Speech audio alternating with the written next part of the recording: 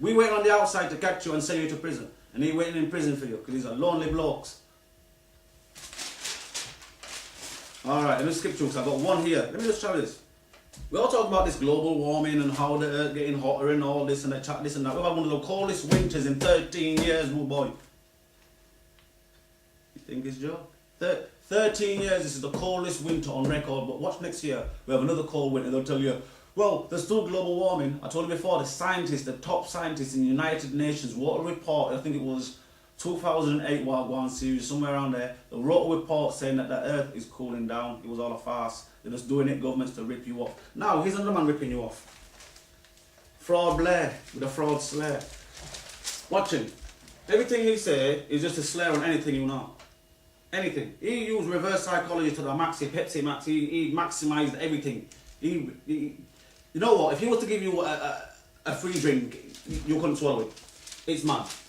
So what we're saying is, traversing the world by private plane. What about your global warming? What about your carbon footprint? When you're a rich boy, carbon footprint don't matter. Travelling the world in a private plane, an army of servants at his beck and call, an army of servants. So in other words, his global team don't matter, innit? He phoned up, yes, get me a suit from Savile Row. It'll be flown in the next morning. His global footprint don't matter. He's a rich boy, innit? The poor man in the estate who's got his little 1.1 car trying to get him to work. His global footprint is dramatic to the rich man because the poor man should have nothing. He can get his big 6-litre car and go and go and sit in the back with the bodyguard and everyone else has to fly it with him and his own personal chef and he's all living large. But the poor man with a little piece of goat meat and a little piece of rice gonna cook up a local meal and say, oh, he's being told, cut down your thermal by 1 degree, could save you 10%. What are you going with, man? So here he goes again, millions in the bank, millions. Well, on your job, Prime Minister only pays for like 70,000. So you got all the millions from? Why don't we investigate where you got your millions from? You're still getting bodyguards from us. If you got your millions, why can't you pay for your own bodyguards? Eh? You little fraud. You know what? You know why you chose a lawyer, innit? Why?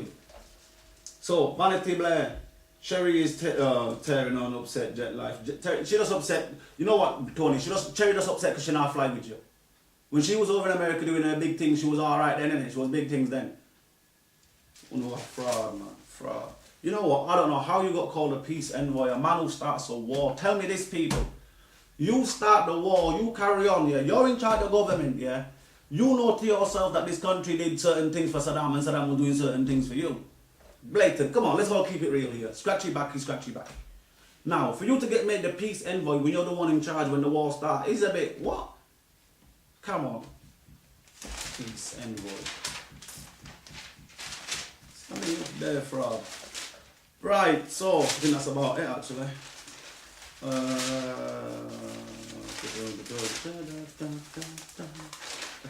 You know what? I watched all these designs. I'm just gonna have a little thing now till I'm finishing in a second. Been a long chat. Hot off the catwalk, yeah? They have all these kind of designs and all these things. And some of them are alright, and some of them I think to myself, where would you wear them in day-to-day life? But the main shock to me is, these girls get paid for these things. You can go to school, as I said before, go to school, stay in school, kids do this, do that. And lo and behold, with a trap door, you can just walk on catwalk, and that's it, get paid. Why is it tell you this? Education is the key. And all these things here which show you all these gams and all this flashy lifestyle, all the big expensive things that go with it. Is that where you're spending most of your time? Is that what you're chasing the whole time? Because there's a lovely world out there and I keep on telling you, walk with love in your heart, and when you walk on road, say morning to people and just be nice and see how it comes back to you. Watch how it comes back. But one of us is wrong and I know it ain't me. You know what I'm saying? And I keep on telling the same thing. On this road, you have to walk it yourself. At the end of the day, I mean, you can walk with enough spars and you do your own thing, but at the end of the day, it's only you who walk the road, really. Please try and walk with love in your heart. And watch out for fraud, man, and PD, man, then. That's the end of Monday. I'll catch you back in Tuesday. Wha-gwarn.com. Hi, we're back. Wha-gwarn.com. Brown Eyes Brown. And it's Tuesday. Jade at Newark. So, I mean, people all put some fraud thing on your paper. Newark to stop the pain. Star uses gas and air for pain relief. Jane Goody had surgery last night to attempt to relieve her pain. I don't know how it's going to work, you know what I'm saying? But here we are, Jane here. You know what I'm saying? It was only like a while ago when you remember seeing her and thinking to yourself, you know what, my girl got cancer but it don't mean nothing. You know what I'm saying? But next thing you know, boom, they just text on that quick. And there's a small right up here, Bill will bite your head off. As we go through, we've got another one, biking mad. We've got a guy here, 6 months jail for a guy doing 122 with a 14-year-old son on the back. This crazy moment, biker dad clocked doing 122 with his teenage son on the back. What he's saying is that it's wet. It's 60 mile per hour road and my man's doing 122 on one of them Hayabusa. Them Hayabusa bike, a big powerful bike. I don't know if you can put a 14-year-old boy in the back of that. Might be a big lad, whatever. But if you're licking them speeds in the wet, I want to put my sound there anyway. But the beast man caught him and the judge boys giving him a long chat and then told him, look my man, you're getting 6 months at the end of it. That's what he got a fine as well. And now the man have a tax money already. But you can't be doing them things. Here's one for you as well. Comic Dave, the charlatan killer. Wha-gwarn here. We're saying a spiritual man who murdered his wife. Oh, after his wife confronted him about him having enough affair with man and woman. So my man has swing all about. Yeah? And he killed up his wife because she confronted him. Been with the girl for how many years, yeah? She's not just saying that he's cheated with next woman. She's saying you've been doing your things with man as well. I don't know. I weren't there. I have nothing to do with them things. But when you get a catch now, she asked him two questions, Wha-gwarn. You know what I'm saying? Why are you over there when you should be over here? My man seemed like he choke her up. Choke her up, kill her, go dash her in wood. There you go. And the man can't boy my religious man. Spiritualist. You ain't nothing but a fraud. Here's one for you.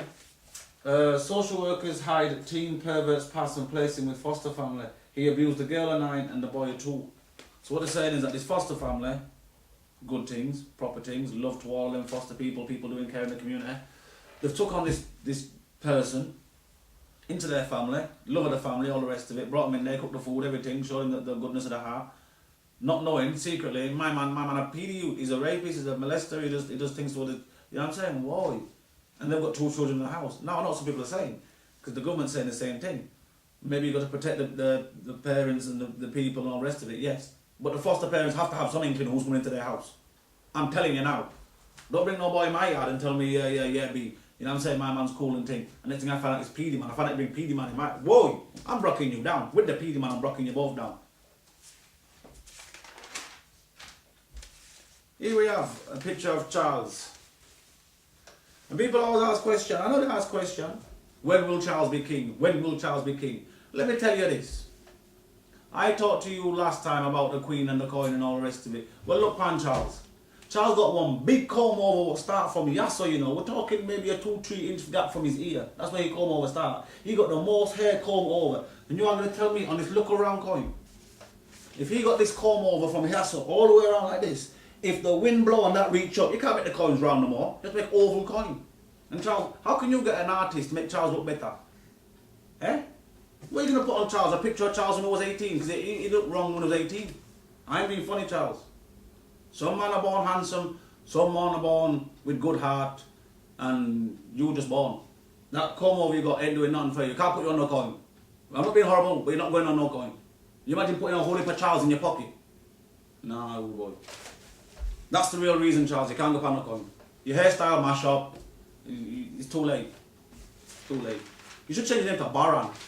Be alright, Baran Charles. You're an old boy now, you can be a Baran. Charles, I told you before, Prince thing is young boy thing. You're not young no more.